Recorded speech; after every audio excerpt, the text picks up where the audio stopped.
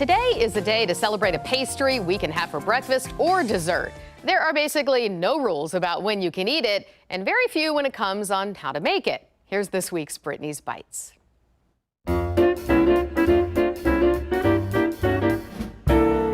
It is National Cherry Turnover Day, so guess what we're making today?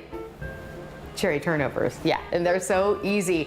You're never gonna wanna buy one again when you figure out how easy it is to make at home. Just a few simple pre-made ingredients that you jazz up and suddenly you've got a nice, fresh, hot, sweet cherry turnover. It starts with one of my favorite things, something that I always have in the freezer, puff pastry sheets. You could do so much with these, so it's just nice to have them on hand. So I've got one of the sheets out here. I did clean off my surface here, and I just sort of unfolded it. And now I want to roll it so that I can get some of these creases out. I'm going to use my trusty old rolling pin, and I say old because it actually belonged to my grandmother. It has a crack in it and everything. And just so that it's not sticking to the rolling pin, I just put a piece of wax paper down. I could have done that underneath as well. That's how my mom used to roll out pie crusts when we were growing up. I remember that. She would put one on the bottom, one on the top, and she'd hold it with her hip, go like that. I remember that very, very distinctly. So we've got two sheets that come in the package there. So from each of these, I'm gonna do, I think, 4. So I'm just gonna cut in half and then cut in half. And that's why you wanted to roll those out, because we're not cutting it along those seams at all. So I talked about it being easy. Just buy a can of cherry pie filling. You could always make your own cherries, do all of that yourself, cook it on the stove with some sugar, whatever. Nope, just do this. And I got the one that has extra cherries because I want extra cherries in here. I'm gonna move it onto the pan just for transfer purposes, and then put a little scoop of cherries. Not too much, you don't want to overfill it. I think that'll be good. Then all I have here is a little bit of an egg wash. It's just egg and water mixed together. And I'm gonna put it along the edges here to seal it. Okay, and then you wanna make it a triangle, right? That's the traditional shape of a turnover.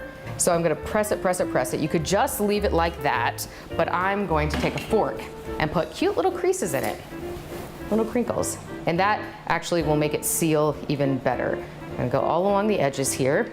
And then to make it even cuter, an egg wash gives a nice shine to your pastry. Now, we are gonna make a glaze later, so you don't have to put this on, but I'm gonna go ahead and do it. So that one is ready. As you can see, it's very big, it's overstuffed. I'm gonna not do that with the others, but I'm gonna put the others on there, and I have the oven preheated now to 400 degrees, and we're gonna pop it in. Look how easy this is so far. And after we get them out, we're gonna make that glaze. It's gonna be great. Okay, so the turnovers are out of the oven now. I had them in there for about 20 minutes or so until they got nice and golden brown and puffed up, as you can see here.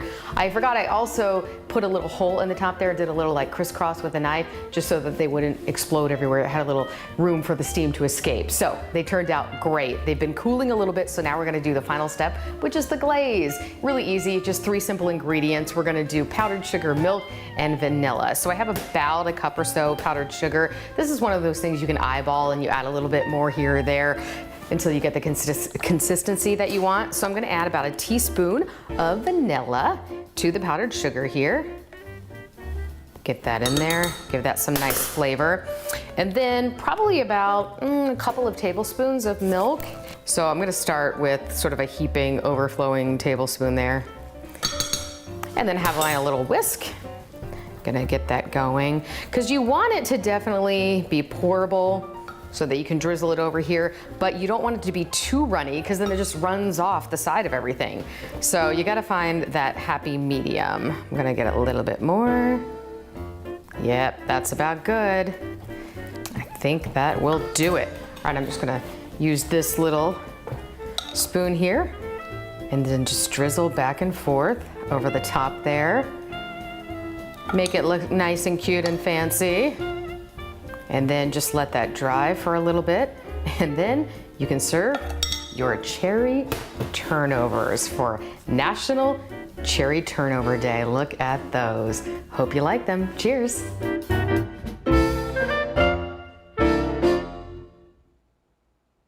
Well, remember, if you have a picture of a recipe you've made from my recipes, or you have an idea for a future segment, you can share it. Text it to us at 614-460-3345 or find me on social media.